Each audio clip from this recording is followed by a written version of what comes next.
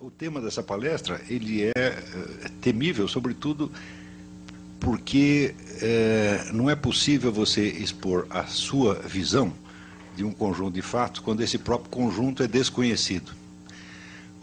Entre o Brasil e a situação mundial existe um abismo de informação que já vai para 30 anos.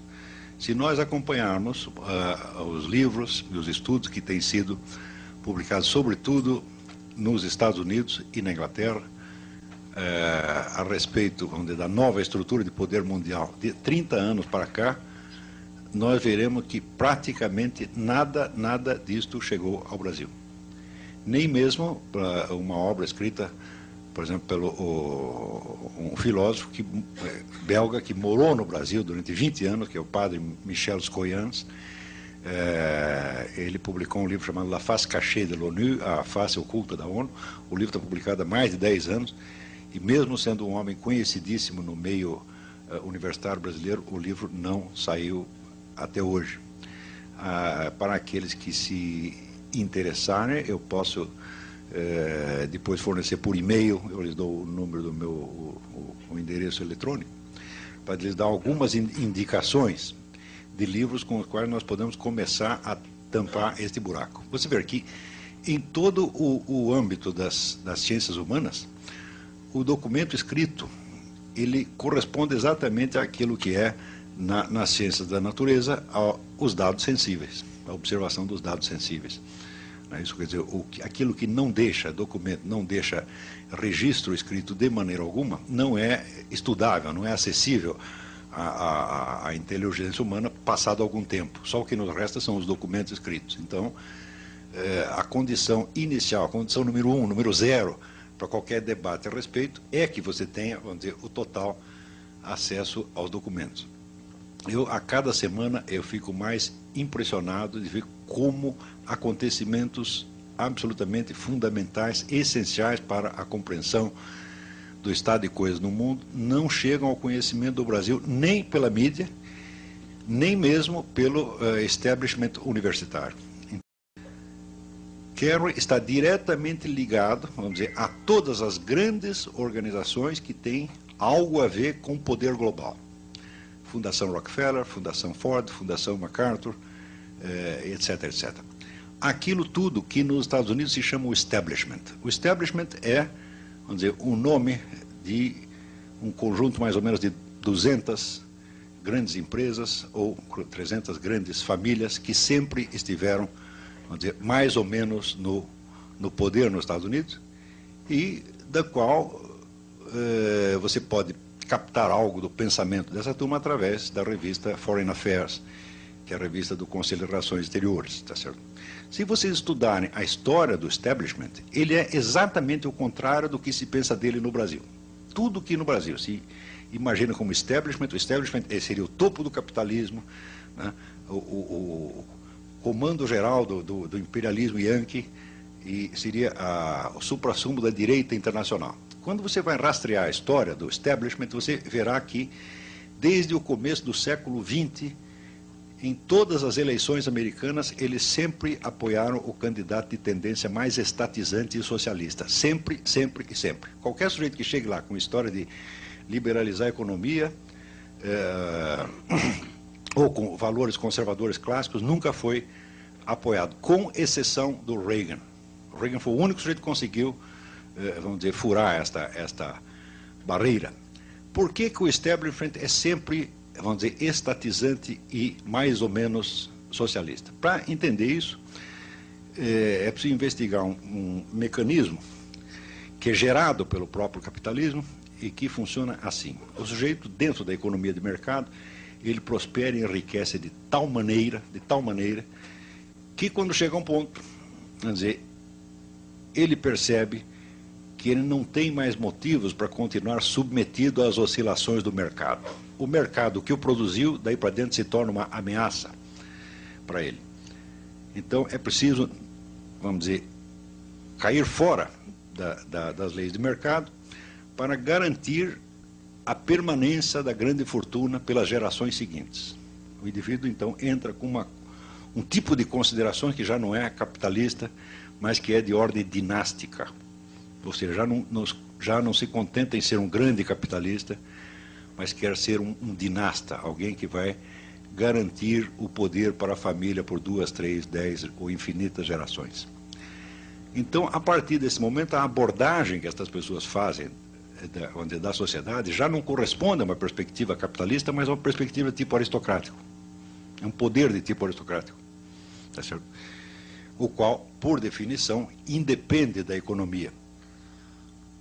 O poder aristocrático, se você vê qual é a origem dele na Europa, a aristocracia europeia ela se forma no campo da guerra. São as pessoas que conseguiram organizar, vamos dizer, a resistência às invasões bárbaras e que com isso adquirem um poder, uma liderança e são premiadas pela comunidade com terras, dinheiro, etc, etc. Então, esta casta aristocrática ela aparece como um poder de ordem exclusivamente político-militar, nunca econômico. Quando vocês lerem, o poder da aristocracia se basear na propriedade feudal, você pode dizer que está falando com analfabeto. Tá certo? Ao contrário, a economia feudal, ela é produzida, quer dizer, como um efeito da constituição da casta aristocrática, e mesmo assim leva muito tempo. Quer dizer, para você entender como é que funciona isso, existe uma cena do Salammbô de Flaubert que resume muito bem isso. São dois soldados conversando ali das guerras contra Cartago, e um diz assim: olha, quando esta droga terminar, eu vou para casa comprar uma fazenda, tá certo? E vou plantar e vou enriquecer, né? Eu vou comprar um arado e vou plantar e vou enriquecer. E o outro puxa a espada e diz: eu não preciso de arado nenhum, está aqui o meu arado. Então, esta é a diferença entre o poder aristocrático e o poder econômico. Tá certo? O poder aristocrático ele se forma pelo seu, não pelo poder, vamos dizer, pela força do dinheiro, mas pelo poder de matar. É um poder essencialmente militar, que aos poucos, vamos dizer, se converte num poder político. Ele independe, tá certo, da economia, pelo simples fato de que o pobre armado é sempre mais poderoso do que o rico desarmado. Tá certo? Com qualquer assalto de rua, você vê quem é que representa ali o poder econômico. É a vítima. Não é isso? Hoje em dia, o brasileiro é muito dinheirista, ele acredita só em dinheiro. Fala, olha, dinheiro funciona, mas tem uma coisa que funciona mais. Tá certo? Um 38 encostado na sua cabeça funciona enormemente mais. Então,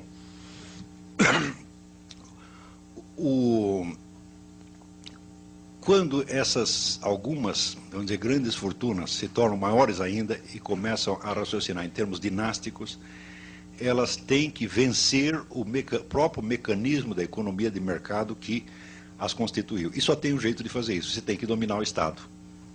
Tá certo? Então, quer dizer que o poder destas grandes organizações, é econômico até um certo ponto. Depois ele se converte num poder político-militar que já independe do curso das coisas econômicas. Por quê? Porque tem os meios de dirigir, de dominar, de estrangular esse mecanismo do mercado. A essas pessoas eu chamo os metacapitalistas.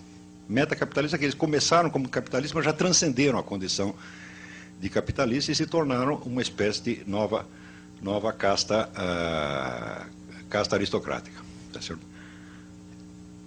A estas pessoas você pode dizer que o capitalismo como tal, o capitalismo liberal, não interessa mais. Então, qual seria a alternativa? O comunismo? Já claro que não, porque há muitas décadas, claro que eles poderiam constituir um Estado comunista. Você constitui uma nomenclatura, você domina o Estado e você fica lá eternamente. Seria possível fazer isso. Politicamente, sim. O que não é economicamente.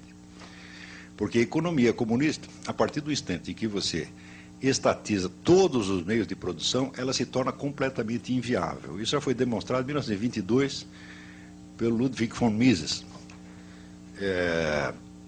quando ele diz o seguinte: ele diz, olha, o que é o comunismo? O comunismo é a economia planificada, tá certo? Para você fazer a economia planificada, você precisa fazer um negócio chamado cálculo de preço. Como é que você faz o cálculo de preço? Através do mercado. Se você abole a economia de mercado, não tem preço, portanto não tem cálculo de preço, portanto não tem economia planificada. Então, quem quer que tenha acreditado por 2 minutos em economia comunista, tá certo? Acredita no quadrado redondo. Tá certo? Então, isso aí, você não pense que a elite econômica ou que a elite governante soviética não sabia disso. Sempre souberam. Tá certo? Então, economia, quem quer que diga, nós vamos aqui implantar uma economia comunista, você não vai não. O que você vai fazer é o seguinte, você vai chamar de comunismo e você vai criar um capitalismo subterrâneo clandestino que representará, como representou na Rússia, mais de 50% da economia. Tá certo? E em cima você vai maquiar com um planejamento comunista, feito todinho, exatamente como foram feitas as estatísticas soviéticas, na base, vamos dizer, de dados falsificados. As estatísticas soviéticas não é que elas eram falseadas, elas eram totalmente inventadas. Não havia lugar no mundo onde o governo ignorasse tão majestosamente a realidade da economia do que na União Soviética. Tá certo? Quer dizer, aquele que parecia ser a economia mais dirigida do mundo era a economia mais anárquica do mundo. Como é que você vê isso? Vocês já repararam como no dia seguinte da queda do comunismo apareceram milionários russos? Tem do dia para a noite. Como é que pode ter tanto bilionário se não tinha propriedade privada dos meios de produção? Resposta, tinha, sempre teve. Só oficialmente é que não tinha. A cúpula soviética, então, deixava que esse capitalismo subterrâneo, vamos dizer, se desenvolvesse, porque era isso que sustentava a economia. Então, isso quer dizer que a cúpula do movimento comunista no mundo já sabe disto há 70 anos. E a fórmula mais tarde adotada pela China, que é o regime chinês atual, quer dizer, nós temos uma estrutura de poder comunista em cima de uma economia mais ou menos capitalista. Esta é a grande fórmula para a neo-aristocracia. Está compreendendo? Nós temos os dois tipos de poder. Nós somos os donos dos grandes grupos econômicos e nós somos os donos do partido. É por isso que você verá esses fenômenos que tantas pessoas não conseguem entender. Por que a Fundação Rockefeller financia o Fórum Social Mundial? Se eles são capitalistas, como é que eles financiam o comunismo? Digo, isso é só para quem não entendeu a sutileza do negócio, que na verdade é bastante simples. Mas depois de explicado, você entende como é que funciona isto? Eles podem fomentar a política socialista no mundo inteiro porque eles sabem perfeitamente que a tal da economia comunista nunca chegará a ser implantada, ela sempre ficará no meio. O socialismo meia bomba. E no socialismo meia bomba, quem ganha? Eles mesmos. Está entendendo? Então, só basta você fundar assim, Partido Nacional Socialista dos Trabalhadores do Rio Grande do Sul. Né? Vai lá, pede dinheiro para a Fundação Rockefeller, eles vão te dar. Agora, se você disser, não, nós queremos aqui uma fundação de ideais conservadores, judaico-cristãos, etc. Ah, não, esse não pode. Por quê? Porque isso aí periga, né, de representar um problema sério para eles. A única coisa que eles temem realmente é o império das leis de mercado. Eles querem o mercado, mas o mercado deles, evidentemente. Então, é o meio mercado. É meio mercado e meio socialismo. Eu digo, perfeito, esta é a síntese, este é o regime chinês. Está compreendendo? Então, se você estudar a história do establishment, tá certo? Assim, empresa por empresa, pessoa por pessoa, ideia por ideia, não nas grandes generalizações sociológicas, mas rastreasse um por um o que foi que o sujeito disse, você verá, por exemplo, que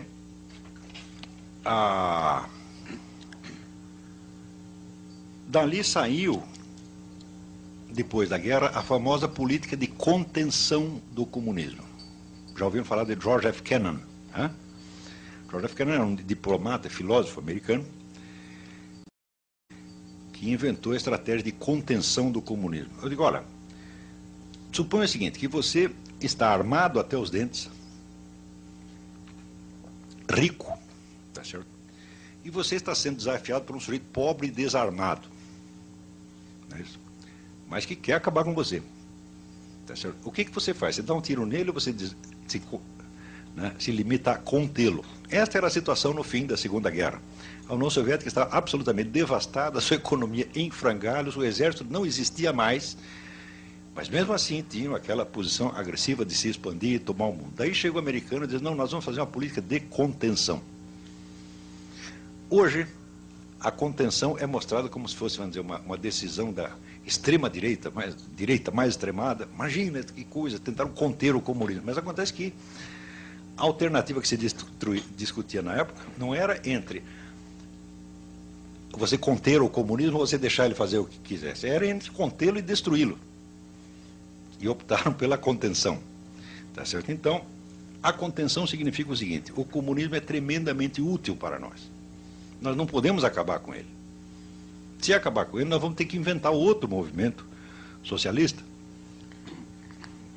para pregar a estatização da economia por toda parte.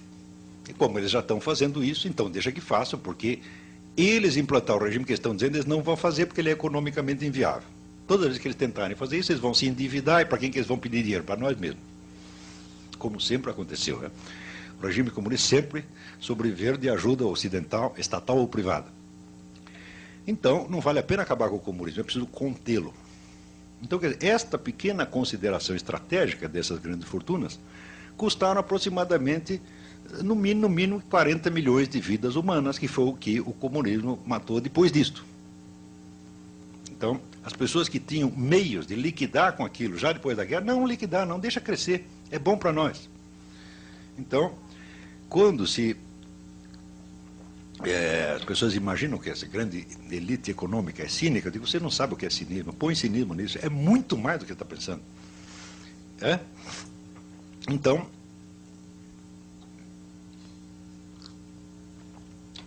você pode ter certeza que hoje todos os movimentos comunistas, revolucionários, ONGs, direitos humanos, igualitarismos, etc., todos são financiados por eles só por causa disso. Então, isso quer dizer que os próprios impulsos que você possa ter, vamos dizer, de rebelião ou de revolta contra este poder, são usados por ele mesmo. É como se você dissesse, olha, eles compraram todo mundo. Então, você vê, agora, por exemplo, quando o presente governo começa a estudar assim, a chamada privatização da Amazônia. Vamos entregar a Amazônia à administração de ONGs internacionais. Eu sempre disse isso, como eu estou informado do assunto, eu sempre disse, olha, vocês querem saber o que é entreguismo? Espero o PT chegar no poder. Tudo que você diz de entreguismo que houve até aqui vai ser fichinha. Eles vão tomar e vão entregar tudo no dia seguinte. Você diz, como? Mas eles são esquerdistas, anti-americanos, anti-imperialistas, etc, etc. Eu digo, tudo conversa mole, não é assim que as coisas funcionam. Por quê? Porque o grande imperialismo que existe hoje não é o imperialismo propriamente americano, é o imperialismo global, tá certo? Que alia o establishment americano a estes grandes movimentos esquerdistas, entre aspas, já que até hoje se deve usar até isso entre aspas, do mundo, aos grandes organismos internacionais e aos remanescentes do poder soviético. São todos parentes, todos trabalham juntos, e para você confirmar isso é só você perguntar quem paga quem financia quem. Existe um site na internet que chama Activist Cash, o dinheiro dos ativistas.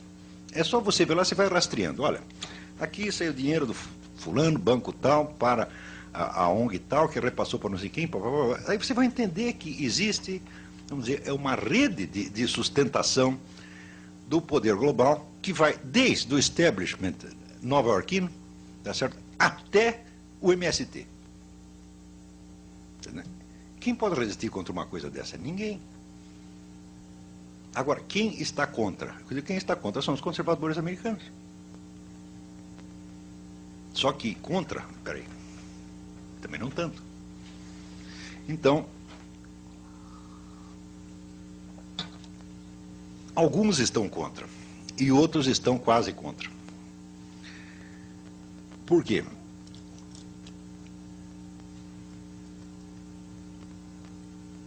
A sociedade americana, o grande segredo do sucesso dela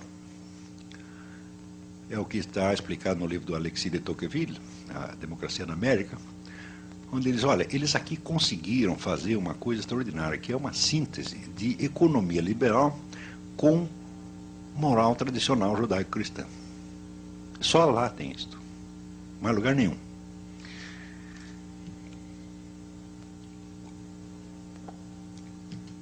E acontece que este novo esquema de poder internacional ele não quer nem uma coisa nem outra, não pode ter nem economia liberal, tá certo? Por quê? Porque isso aí corroeria, vamos dizer, tornaria vulnerável de novo o poder do establishment, ele estaria novamente à mercê da economia de mercado, em vez de controlá-la, tá certo? E também não pode ter a moral judaico-cristã, porque se você tem uma moral estabelecida de ordem tradicional, então o povo se comporta de acordo com aquela moral. E você, para dirigir o curso dos acontecimentos históricos, é preciso que você invente a moral. Para você mudar a conduta das pessoas, você tem que ter os meios de, em poucos anos, você trocar os valores morais delas, tá certo? De modo que elas aceitem aquilo que antes consideravam inaceitável. Então, quando você vai ver toda a grande revolução dos costumes morais que tem no mundo, é o movimento gay, é isso, é aquilo, da onde sai a grana? Dali mesmo. Não porque eles estejam muito interessados em gays, etc. Claro que não. O que importa não é o conteúdo destes movimentos. O conteúdo é só para contentar os militantes. O que importa é o efeito real, o efeito objetivo que estas coisas têm na sociedade. Se você tem ao mesmo tempo, vamos dizer, centenas de movimentos corroendo os princípios morais antigos e propondo novos, o que acontece? Vamos dizer, a própria aceleração da mudança, tá certo? Torna impossível as pessoas se adaptarem seriamente à nova situação. Então você acaba vivendo de simulação.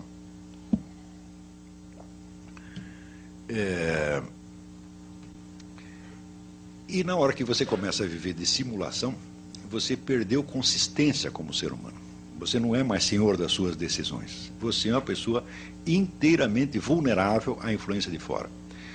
Para você ver a rapidez com que as pessoas mudam de opinião, tá certo? Mas se do dia para a noite, só porque a mídia disse isto, disse aquilo, vocês experimentem ver o que se passa na área médica. Por exemplo, diz, tal coisa faz mal. No dia seguinte, todo mundo foge daquela coisa. Você não sabe se faz mal mesmo. Então, esta área, estas campanhas médicas que alertam contra isso ou aquilo, elas são, por exemplo, uma espécie de laboratório de controle social. Você pode dizer, hoje, o prazo que o establishment necessita para mudar as atitudes da humanidade inteira sobre o que quer que seja é de aproximadamente 3 meses. Tamanho, onde o poder que isto concentrou nas mãos. E aquelas correntes, organizações que acreditam, que você acredita, que elas mesmas acreditam estar fazendo oposição a isso, acreditam que são os anti-imperialistas, são financiados pela mesma central. Tá certo?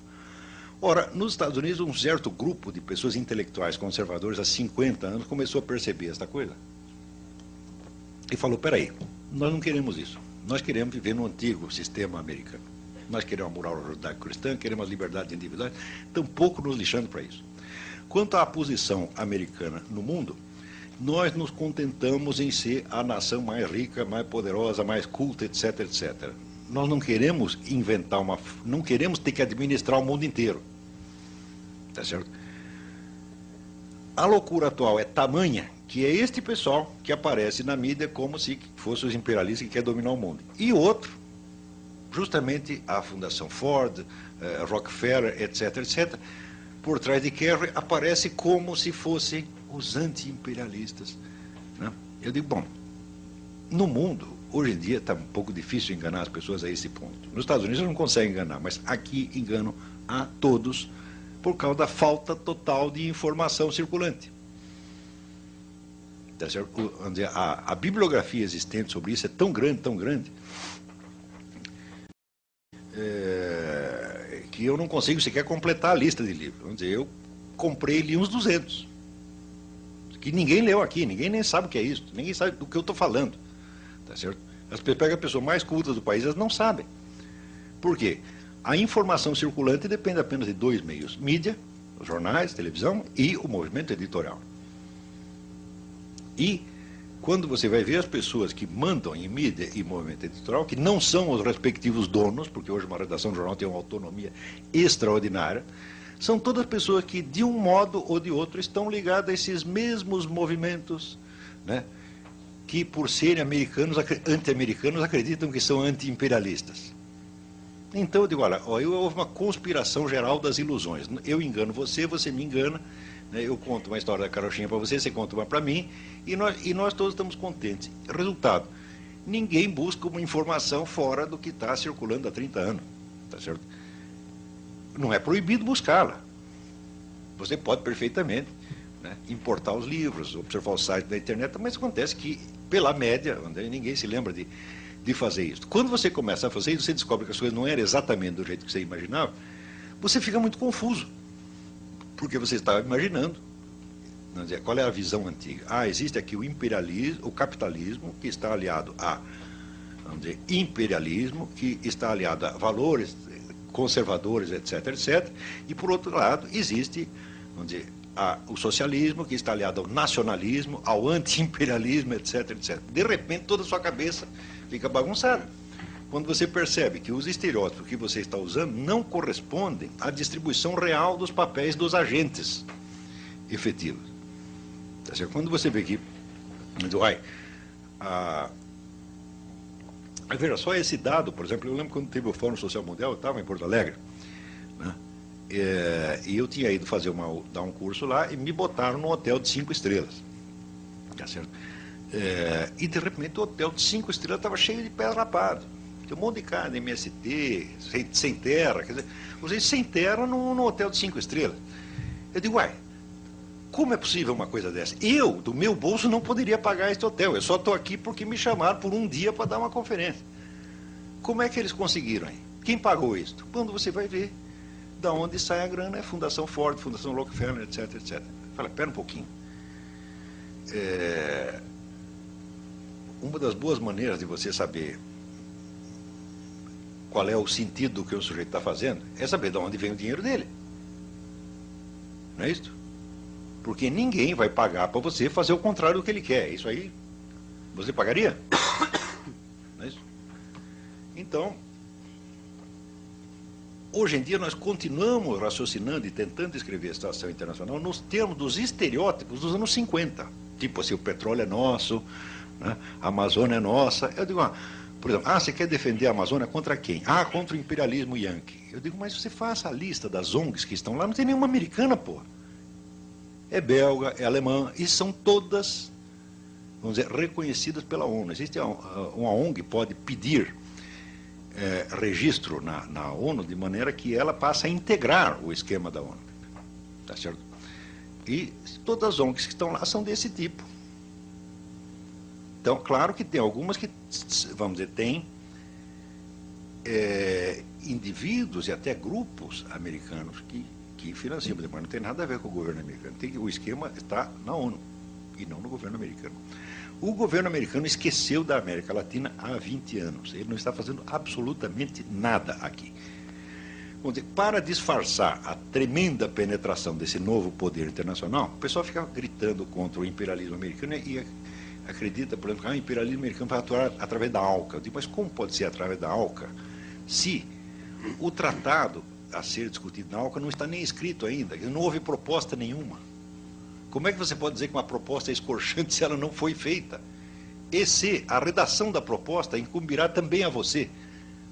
Né? É a mesma coisa assim, você quer fazer um negócio comigo? Vamos sentar e conversar. Você está querendo me roubar, esse é proposta leonina. Eu falo, mas eu não fiz nenhuma, pô. Então, a ALCA não existe, tá certo? E se ela existir, se ela vier a existir, a quem ela favorecerá? Supondo-se que haja um negócio leonino, a estes mesmos grupos, estes mesmos que subsidiam o MST, etc. É sempre a mesma coisa. Então, é o seguinte, olha, eu acredito mesmo que existe um mundo unipolar, mas não está nos Estados Unidos, embora uma boa parte de seus componentes sejam americanos mesmo. Para você ver como a gente enxerga as coisas invertido nesse país, faça uma análise do que aconteceu na Colômbia. A toda hora você vê aí circulando protestos contra, vamos dizer, a ingerência americana na Colômbia, o imperialismo americano que está lá para sufocar os pobres narco-guerrilheiros que são heróis da liberdade, etc. Vocês nunca viram isso? Todo mundo diz isso. O Plano Colômbia, uma ingerência imperialista. Como é que funcionou o Plano Colômbia? O Plano Colômbia do governo Clinton foi formulado na seguinte base: nós, americanos, nós damos toda a assistência ao governo colombiano para que combata o narcotráfico com uma condição: não toque na guerrilha.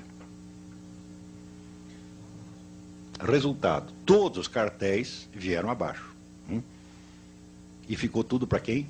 Para a Farc. Graças ao Plano Colômbia, a Farc se tornou, vamos dizer, o maior poder militar latino-americano com um orçamento superior ao de todas as forças armadas latino-americanas somadas.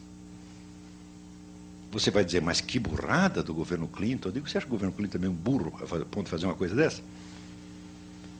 Se você ajuda a combater todos os delinquentes menos um, o que acontece com esse um? Ele se torna o único, né? Ou seja, isto é claro que foi intencional. Ora, passado um tempo, você vê que o presidente da Bolsa de Mercadorias de Nova York, cujo nome me esqueço, é um sobrenome italiano, foi fazer uma visita ao Raul Reyes, visita de cortesia ao comandante-geral das Farc, e ficaram 3 dias lá no meio do mato conversando, sabe-se lá sobre o quê. O que se sabe é que 1/3 da grana que circula pela Bolsa de Mercadorias de Nova York é do narcotráfico. Então, você vê, o pessoal de fora fica achando assim, não, o imperialismo americano está sufocando, né, a pobre guerrilha. Eu digo, não está sufocando nada, está ajudando. Mas, vamos dizer, os estereótipos de que existe aqui o nacionalismo de esquerda contra o imperialismo americano ainda continua na cabeça de todo mundo. Ou seja, nós já estamos... Nós somos como um ator que, assim, que, olha, esse sujeito aqui está representando o Hamlet, está fazendo um baita sucesso no Hamlet, aí acaba a temporada do Hamlet e chamam você para representar o Otelo. Tá certo? E você chega lá no Otelo e continua, ser ou não ser, essa questão, etc. Você tá, a peça anterior está completamente deslocado da nova situação. Eu não digo que entenda perfeitamente a nova situação, não, também não entendo. Isso aí é muito complexo, é muito abrangente demais. Isso não é coisa para uma cabeça humana, isso é coisa para alguns milhares de cabeças humanas tentando pensar, tá certo? E, infelizmente, eu só tenho a minha. E pode ter certeza que ninguém está me ajudando a entender isso. Ao contrário, ninguém parece que quer entender. Na mídia, pelo menos, não querem. Por exemplo, você vê que a dissolução das soberanias nacionais faz parte deste programa da nova ordem mundial 100%. Isto é item fundamental. Como é que você faz para destruir as soberanias nacionais? Eu digo, é simples. Você começa por criar normas de educação que sejam aplicadas uniformemente em todo o mundo. Você sabe que o Brasil tem ministro da educação só por uma coisa: para ir até a sede da ONU, perguntar lá, como é a receita, mestre? Pega lá, e aqui e repassa, já adota isso aqui. Que foi o que fez o Paulo Renato. O serviço dele consistiu nisto, tá certo? E é assim no mundo inteiro. Se você for na Zâmbia, os parâmetros educacionais são os mesmos.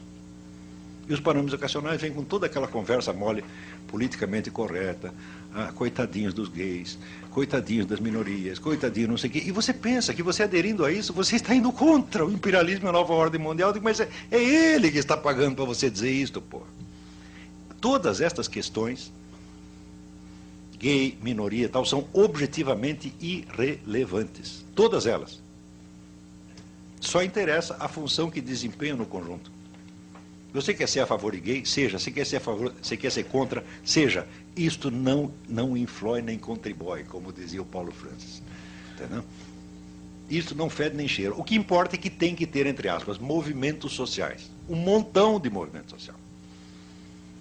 Quanto mais movimento social tem, você cria, assim, por exemplo, conexões, redes internacionais. Você cria aqui, sei lá, a associação dos...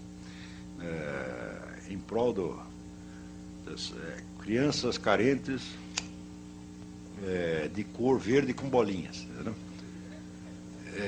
Então, imediatamente aquilo será integrado vamos dizer, na rede internacional criada pela ONU, vai circular verba para este movimento, tá certo? E você criará lealdades internacionais que são muito mais profundas do que qualquer lealdade nacional. Qualquer pessoa ligada a qualquer movimento social no mundo, ela está mais, vamos dizer, o vínculo político dela é muito mais com a rede internacional do que com o seu país. Então, imediatamente, acabam as soberanias. Você não precisa acabar com elas no papel. Porque, veja, a grande mudança social, cultural e política que está sendo implantada no mundo, ela não é uma obra de improviso. As pessoas ficaram 100 anos pensando isto.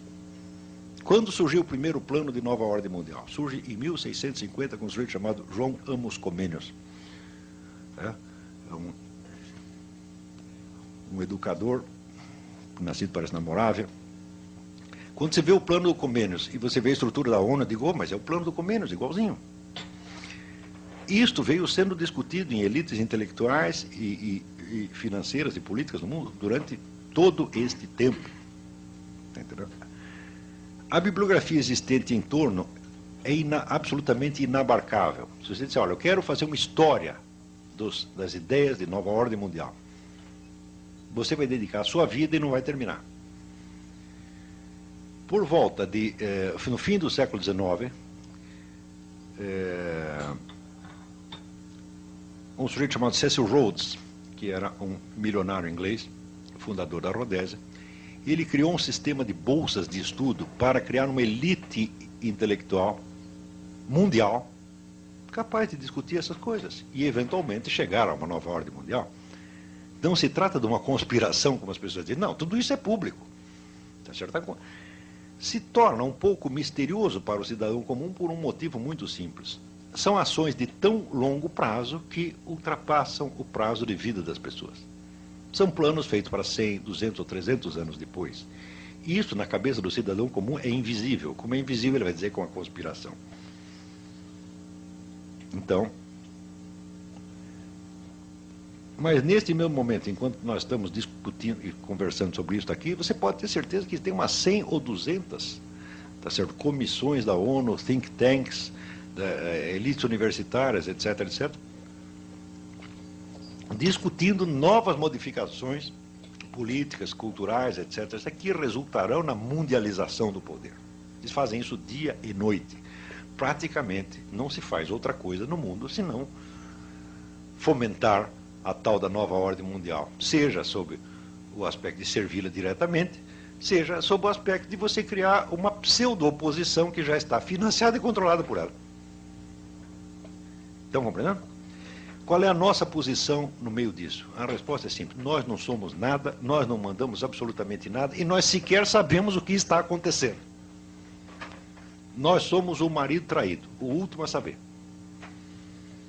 Tá certo? Então, o que é para fazer? Como é que vamos orientar a nossa política? Não dá para orientar a política. Primeiro, você teria que tentar saber o que está acontecendo. A minha sugestão é essa. Vamos começar a estudar o problema. Vamos nos informar e vamos saber. Tá certo? Vamos tentar nos atualizar com as melhores discussões que tem a respeito. Tá certo? Claro que circula muita bobagem contra a nova ordem mundial também, porque tem pessoa que fica assustada, fica traumatizada, fica um horror, tá certo? Então, daí cria uma literatura de tipo teoria da conspiração. É claro que a palavra conspiração, a própria ideia de conspiração é de uma imbecilidade fantástica. Ninguém faz uma conspiração para vencer depois de morto, faz? A conspiração é um empreendimento político determinado para o sujeito alcançar um resultado concreto. Uma coisa que atravessa 100, 200 anos, fala, não tem conspiração nenhuma. O que você tem, vamos dizer, é uma continuidade de uma ação histórica, tá certo? Que, na quase totalidade dos casos, não tem absolutamente nada de secreto, mas que às vezes ultrapassa um pouco a imaginação das pessoas. Do cidadão comum. Mas nós não somos cidadão comum. Nós somos gente de estudo, nós somos uma elite universitária, tá certo? Nós somos gente letrada, nós temos outras obrigações. O cidadão comum, o homem que está aí varrendo a rua, ele não tem obrigação nenhuma de entender isso e nem de tentar entender, mas nós temos. Você quer me ver ficar bravo? é chegar um sujeito para você com um diploma universitário, às vezes professor universitário, dá um palpite sobre um assunto que ele não entende absolutamente. E daí você sugere 2 ou 3 livros para eles. Olha, você, para entender esse assunto, você precisa ler esses livros. E daí o sujeito protesta, diz, não, você vem com pedantismo para cima de mim. Diz que se você acha que você se informar sobre o assunto é pedantismo. Agora, me responda o seguinte, se você não tem interesse pelo assunto suficiente para você ler alguns livros, por que que eu devo ter interesse ao ponto de ouvir a sua opinião? Então eu digo, olha, o material para nós discutirmos o assunto são tais livros, tais trabalhos publicados em... Tem 3 coisas, você tem livros, você tem trabalhos publicados na revista científica e você tem documentos originais. Você tem que ter tudo isso na mão. Na hora que você juntou o conjunto da documentação, bom, então eu dominei as informações básicas, agora vamos começar a pensar em cima. Tá certo? Mas o sujeito já está pensando sem nada disso. Daí você quer dar os documentos e não, não quero. Você já pensou, o juiz que já julgou o processo, daí você chega com o saldo, só que excelência. Não, não quero. Isso é pedantismo. Eu juro para você que eu até hoje não participei de uma discussão pública em que não tivesse alguém dizendo isso, ou todos. Já assim, já tem pessoa que chegou a romper relações comigo por causa disso. Diz, olha, meu filho, a bibliografia básica, a informação básica sobre esse assunto que eu estou falando, são tais livros. Eles consistem em matéria-prima. Você lê isso, você se informa, e daí você cria a sua opinião, e daí vamos discutir. Mas por enquanto não, nem começou. Você está entendendo? Daí a pessoa recusa. Não, isso é pedantismo, você quer me impor, você quer bancar a autoridade. Eu não estou entendendo o que você está querendo dizer. Para mim, você, prepotência autoritária, é o contrário. Você não precisa dos documentos, você já julgou. Eu tenho apenas um cérebro humano, eu para entender alguma coisa, o negócio, eu primeiro preciso me informar, dá um trabalho miserável, em grande parte dos casos eu não entendo coisa nenhuma do que estou estudando, leva anos para você entender alguma coisa.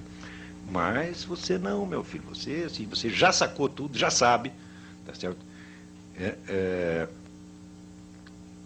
Já julgou. Se nós continuarmos fazendo isso com relação a essa nova ordem internacional, o Brasil não chegará a 2010 como país soberano.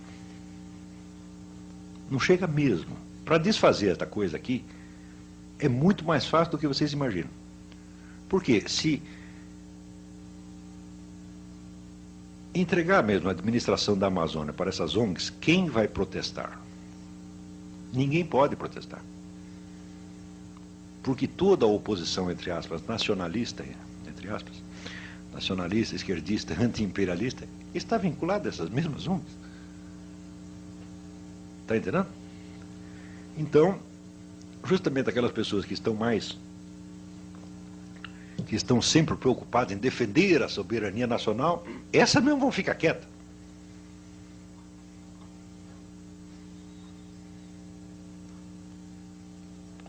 Então, houve um longo trabalho, vamos dizer, de você desarmar a inteligência brasileira, porque ela realmente não entenda as coisas.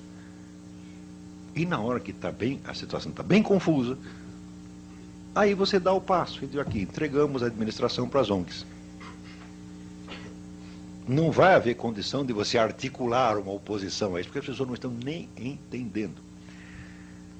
Como é que nós vamos fazer oposição se eles estão entregando para os índios, e se a gente estava lutando em favor dos índios? Então, o que é comprometer a pessoa? Está todo mundo com o rabo preso numa coisa ou na outra. Não com o rabo preso financeiramente, por corrupção, não, mas pela concepção e pelos valores que tem defendido.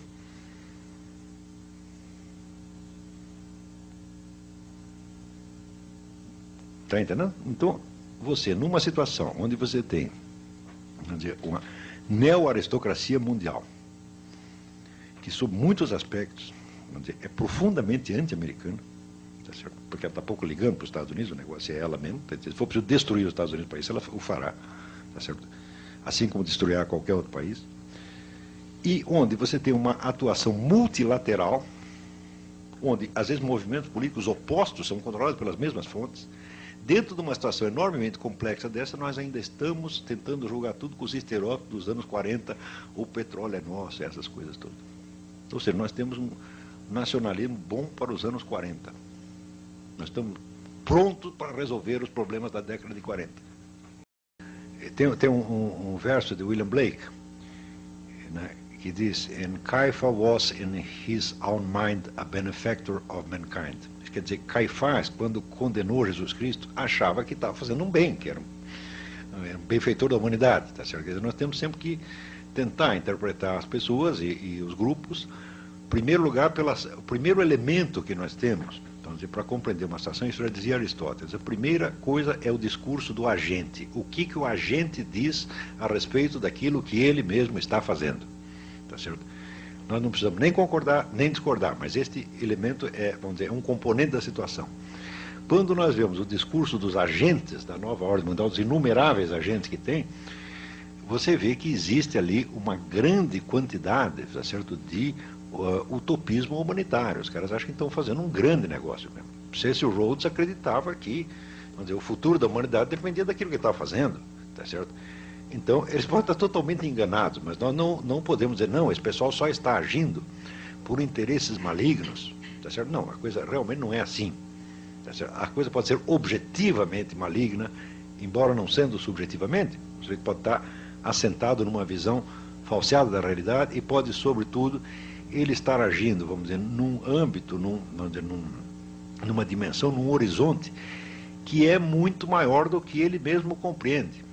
Então, como disse, o sapateiro subiu além das chinelas. Tá certo? E é justamente por esta pretensão, vamos dizer, abusiva, que se torna maligno. Quando você vê, se você estudar a história de Adolf Hitler, você verá em Hitler uma coisa muito peculiar. Ele não era um sujeito inculto. Ele sabia páginas e páginas de Nietzsche e Schopenhauer de cor. Sabia, vamos dizer, as óperas de Wagner de cor e tal, mas tinha uma coisa característica: ele só tinha cultura alemã. Ele nunca na vida tinha lido um único livro estrangeiro. Não é uma coisa estranha? Aqui existe um personagem caricato, que é assim que é o Policarpo Quaresma. Tudo que é estrangeiro, Policarpo Quaresma não lia. E existe um sujeito que fez a caricatura de si mesmo, um escritor francês chamado Paul Léotot, tá certo, que era um nacionalista francês, e perguntaram para ele se ele tinha lido a Bíblia. Ele disse: "Eu não leio livros que não foram escritos em francês." Então, como é que um tipo assim, vamos dizer, profunda, totalmente provinciano na sua cultura, ao mesmo tempo ele tem planos de escala mundial? Não é esquisito? Pelo menos o Policarpo Quaresma queria reformar só o Brasil. Mas Hitler, só sabendo da Alemanha, queria reformar o mundo. Não é normal isto. É totalmente esquisito, desproporcional. Este problema, vamos dizer, do incapaz, que tem um poder infinitamente superior ao seu horizonte de consciência, é um fenômeno da modernidade.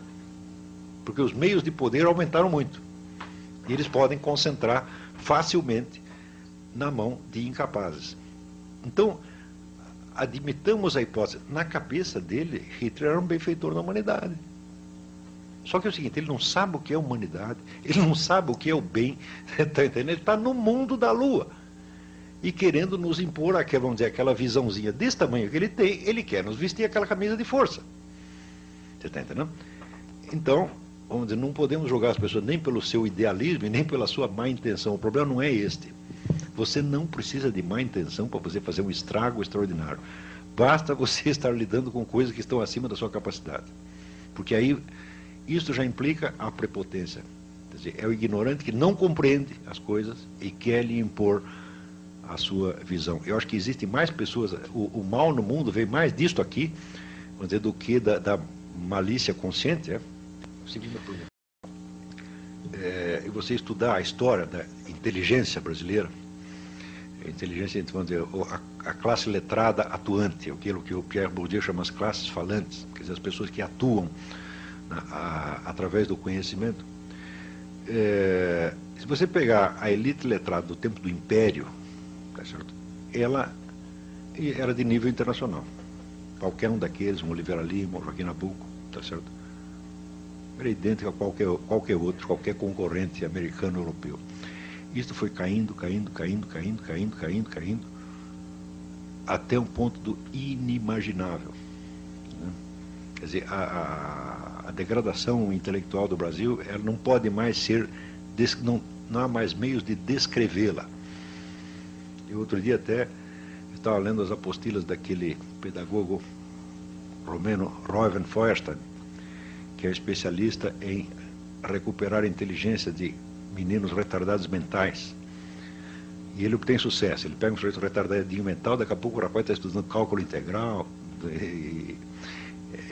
Realmente ele tem uma técnica fantástica para isso. E ele faz uma lista de 28 deficiências básicas da inteligência humana. Né? E eu fui pegando uma por uma e analisando discursos públicos, tá certo, de intelectuais à luz daquilo. Não estou brincando. Parece cômico, mas não é. Eu estou falando a sério. Ele diz, por exemplo, a incapacidade de você apreender constantes por trás de um fluxo de acontecimentos. Isso no Brasil é quase obrigatório.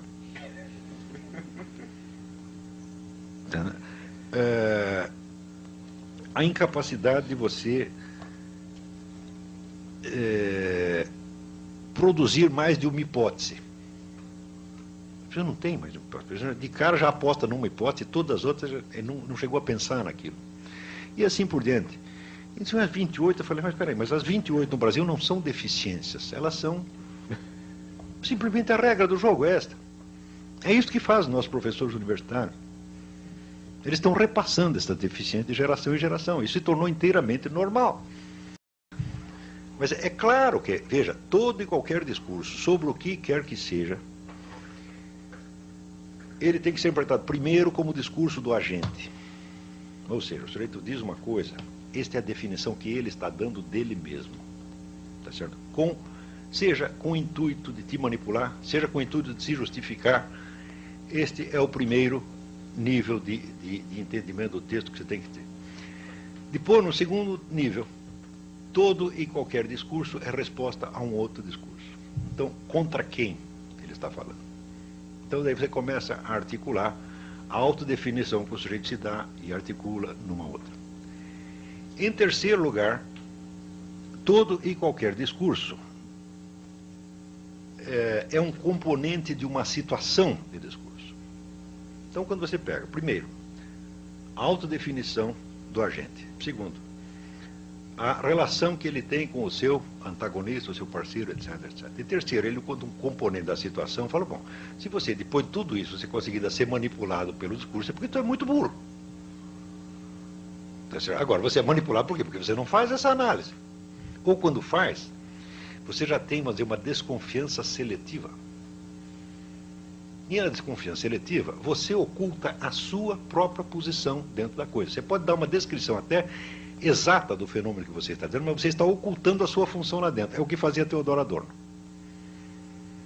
Já a indústria cultural é financiada pelo capitalismo. Quem financiava a escola de Frankfurt?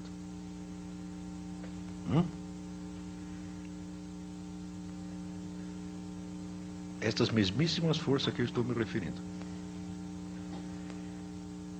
Então, agora, se o teu dinheiro vem de lá, tá certo? É porque, não porque você esteja servindo necessariamente a interesses escusos, não é disso que eu estou falando.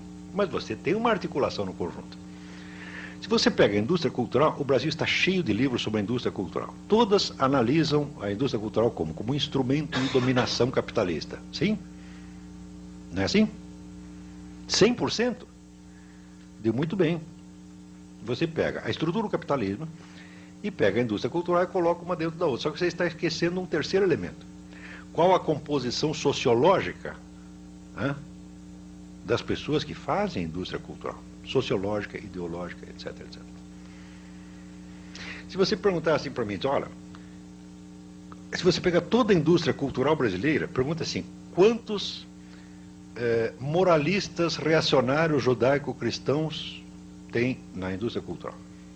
Resposta, nenhum. Só tem progressista, feminista, socialista, etc, etc. Eu digo, bom, a composição sociológica e ideológica é esta. Isto não é um elemento importante da situação? Estão compreendendo? Então, é claro que a indústria cultural é um componente importante da estrutura do capitalismo, mas ela funciona a favor ou contra? Ela foi feita para manter o status quo ou foi feita para mudá-lo? E para mudá-lo, vamos dizer, transferir o poder da mão dos capitalistas para a mão de quem? Eu digo, é sempre assim, dos capitalistas para os metacapitalistas. Sempre. Através de quem? Dos bons serviços prestados pela intelectualidade esquerdista, incluindo Theodor Adorno. Então, quando um sujeito ele entende, ele consegue descrever fenômenos da realidade, mas ele não sabe qual é o papel que ele está tendo ali, ele está como que em estado de transe, estado de hipnose. Ele é um sujeito que está representando uma peça, mas ele esqueceu que é peça. Ele acha que é realidade. É isto que eu chamo, é um estudo que eu fiz, chama paralaxe cognitiva. Paralaxe cognitiva é quando o eixo da descrição que o sujeito dá da realidade não coincide com o eixo da sua situação existencial. Então é como se ele estivesse aqui, mas ele está descrevendo esta sala como se ele estivesse lá na outra rua. E uma coisa não combina com a outra. Toda a escola de Frankfurt padece de paralaxe gravíssima, gravíssima. Nenhum deles nunca sabia onde estava. Eram pessoas inteligentes, brilhantes, só que estavam todos na mão da lua. Como dizer, o corpo está aqui, mas a cabeça está lá. E o Brasil inteiro também padece de paralaxe. E voltando a esta pergunta. Nós sempre estamos analisando as coisas, não desde a nossa experiência real. É difícil, você analisar desde a experiência é difícil. Por quê? Porque a experiência não vem com nome, não vem com palavras, tá certo? Ela sempre vem confusa. E você fazer todo o trabalho de abstração que vai da sua experiência singular, conseguir expressá-la em termos gerais, é dificílimo. Então o que você faz? Você pega os termos que já estão prontos. Bom, quando o Tocqueville disse que o segredo do sucesso americano era exatamente a articulação que eles tinham feito entre a economia liberal e a moral judaico-cristã, ele disse uma coisa de uma importância extraordinária. Você não pode esquecer que a moral judaico-cristã ela surge, vamos dizer, em sociedades muito mais simples do que a nossa. Tá certo? Você tem uma homogeneidade cultural muito maior, tá certo? E não se esqueça que quando Moisés desceu do Alto Sinai com os 10 mandamentos, quantas pessoas tinham lá embaixo esperando ele? 40 mil. 40 mil é uma pequeniníssima cidade do interior. Não é isso? E, bom, e se Moisés, você vai levar os 10 mandamentos aqui para, sei lá, para a China, 2 bilhões de pessoas. Moisés voltava correndo para o Alto Sinai e falou, não vou descer lá não, pô. Eu não sou trouxa de querer mandar em toda essa gente ao mesmo tempo. Numa sociedade complexa dessa, que tem até o fenômeno que o cara chama de multiculturalismo, a homogeneidade moral é uma utopia completa. Então, o que é preciso fazer? É preciso fazer um arranjo sábio. O único país que tinha o segredo desse arranjo sábio era os americanos. Tinha, não tem mais. Se você... diz, bom, nós vamos abolir a moral judaico-cristã e agora nós somos... vamos dizer, ou vamos inventar outra, ou ficar sem nenhuma, vamos nos guiar pelas leis de mercado, vamos nos guiar pelos ideais socialistas, etc, etc. E você está muito louco. Essas coisas não se fazem assim. Primeiro, a pessoa não tem ideia do que seja uma religião. Acreditam que a religião é um negócio de fé. De fé. A religião é uma doutrina na qual você acredita sem ter razões para acreditar. Todo mundo acha que a religião é isso. Até quem acredita em religião acredita. Eu digo, nenhuma religião é isso. Entre o surgimento do cristianismo e a formulação da doutrina cristã passaram-se alguns séculos. O cristianismo não aparece uma forma de doutrina, aparece uma forma de uma série de acontecimentos com um impacto formidável, entendeu? Que só muito gradativamente, ao qual só muito gradativamente as pessoas dão uma expressão doutrinal. Ou você consegue imaginar, pelo menos vivenciar imaginativamente esses acontecimentos, para você, vamos dizer, conseguir de algum modo penetrar na atmosfera originária daquela religião, ou você nunca vai saber o que é a religião. Você pegar o que é o judaísmo, é um conjunto de crenças, digo, não, é a história real do povo judeu ao longo dos milênios, conservada na memória coletiva. Ou você consegue conceber isso, ou você nunca vai saber o que é judaísmo. Agora, todo mundo discute religião acreditando que é um formulário de crenças prontinho, no qual ou você acredita ou não acredita. Que estupidez é essa? As religiões são o único elemento criador de civilização. Não tem outro, não existiu, nem vai existir outro jamais. Se as pessoas acham que elas podem inventar uma civilização em laboratório, eu digo que elas vão produzir monstros. E ora, se você pensar, há 200 anos nós temos feito isso. Nós temos inventado sociedades que são monstros. O que é a sociedade, a maravilhosa sociedade liberal da Revolução Francesa, né? Nós vamos libertar a humanidade da opressão. Daí assim, em 3 meses você mata mais gente do que a Inquisição Espanhola tinha matado em 4 séculos. E daí, não, isso aí está errado, nós temos que inventar outro. Não, fazer o socialista. Tá certo? Porque esses caras eram os burgueses vendidos. Chega o socialismo e mata 1000 vezes mais gente. E daí aparece o negócio, não, o socialismo está errado, porque se fizer o socialismo internacional tem que ser o socialismo nacional. O nazismo mata mais ainda. Mas quando é que vai parar esse negócio, porra? Essa história de achar que você pode inventar um mundo, isto tem que parar. Entendeu? Qualquer sujeito que diz, eu tenho aqui a proposta do mundo melhor, eu já me escondo embaixo da cama. Está entendendo? E os caras então estão inventando, já inventaram o mundo da democracia francesa, o mundo do socialismo, do nacional-socialismo, etc. Agora estão com a nova ordem mundial. Se fosse possível, vamos dizer, lançar um programa, o meu programa é inteiramente negativo. Eu falo, olha, mundo melhor não, de jeito nenhum. Vamos tentar entender isso mais ou menos como está, e quanto menos você mexer. E nesse sentido, eu posso dizer, eu sou um conservador. Conservador, você tem medo de mexer nas coisas para não piorar. E em medicina você tem 2 orientações, são a orientação radical e a orientação conservadora. Radical o que quer? Não, vamos operar lá, cortar esse negócio. Nem tem orientação conservadora. Espera aí, vamos ver direitinho. Bom, eu decididamente estou nessa. Por quê? Porque eu não tenho nenhum plano de mundo melhor, e eu já vi todos os planos de mundo melhor, todos, sem exceção, sempre terminaram em genocídio. Então, se for para terminar com vamos dizer, um apelo, é isso, fujam do mundo melhor. Tá, obrigado.